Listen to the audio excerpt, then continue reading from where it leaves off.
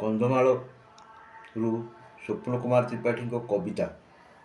ଅଜାର ଚକ୍ଷୁରେ ନାତୁଣୀ ଧନ, ଗୁଲିଟା ଆମର ନାତୁଣୀ ସୌରଭ, ଚଞ୍ଚଳ ଶ୍ରୀମୁଖ, କନିଷ୍ଠ ଝିଅର ଝରଣା ନନ୍ଦିନୀ, ପ୍ରେମ ଚକ୍ଷୁ ପୌରୁଷ, ଚୁଲବୁଲିଟେ ଭାରି ନଖରାମୀ, 16 ମାସର କନ୍ୟା, ତା ମୁଖ ଦେଖିଲେ ସୌରଭ ପ୍ରୀତି, ଭାବୁଛି ସେ ଥିଲା ମୋ ମା, ପୁଣି ଫେରିଛି ସେ ମୋ ଝିଅ ଗର୍ଭରେ, ତା ଜୀବନରେ ଅବଶୋଷ, କଷ୍ଟ ପ୍ରଯତ୍ନରେ ଜୀବନ ପାଇଲା, ସରିଗଲା ତା ଆୟୁଷ।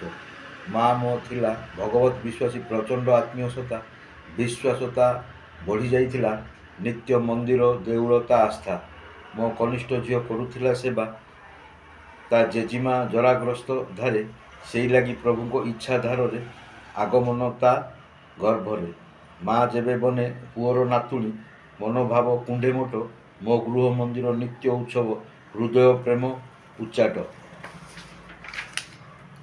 ବାସ୍ତବ ଚିନ୍ତନ ନିତ୍ୟ ସାକାର, ଏବେ ଅଜା ନାତୁଣୀର ପ୍ରେମ, ଭାରି ସକାଳରୁ ନାତୁଣୀ ଉଠୁଛି, ତାକୁ ଦେଖି ଅଜାର ବାଇଆ ମନ। ସକାଳୁ ସକାଳୁ ମୋ ଖଟ ପାଖରେ ନାତୁଣୀ ଆସି ଠିଆ, ମୋ କପାଳେ ଧନ ଦେଉଛି ଚୁମ୍ବନ, ଏବେ ଦୁନିଆ ଲାଗୁଛି ନୂଆ। କୁନି ପାଦକୁ ତା ଥିରି ଥିରି ଚାଲି, ସୁନ୍ଦର ଉପଚାର, ପାଖ ଦ୍ରବ୍ୟମାନ ଫିଙ୍ଗା ଫୋପଡ଼ା, ନୀତି ନଖରାମି ତାର। ପୁଣି ଗୋଟେଇ ଦେଉଛି ହାତକୁ, ଧନ ଦେଇ ଦେ କହିଲେ, ବା ମା ଡାକୁଛି ଖନେଇ ଖନେଇ, କଥା ବି ମାନୁଛି ଭଲେ। ମୁଁ ଖାଇବା ବେଳକୁ ପାଖରେ ଠିଆ, ଖୋଇଲେ ଅଳପ ଖାଉଛି, ଭାରି ବହୁରୂପୀ ବେଶ ଦେଖଉଛି, ତା ନଖରାମି ଭଲ ଲାଗୁଛି।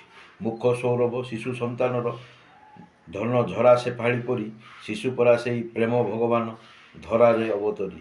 କବିତା ଚଞ୍ଚଳ ଅମୃତ ବୋଳା, ତା ନୟନ ଉପଚାରେ, ବାସ୍ତବ କଥନ ବାହି ହୋଇଯାଏ, ତାକୁ ଦେଖିଦେଲେ ଥରେ। ଧନ୍ୟବାଦ।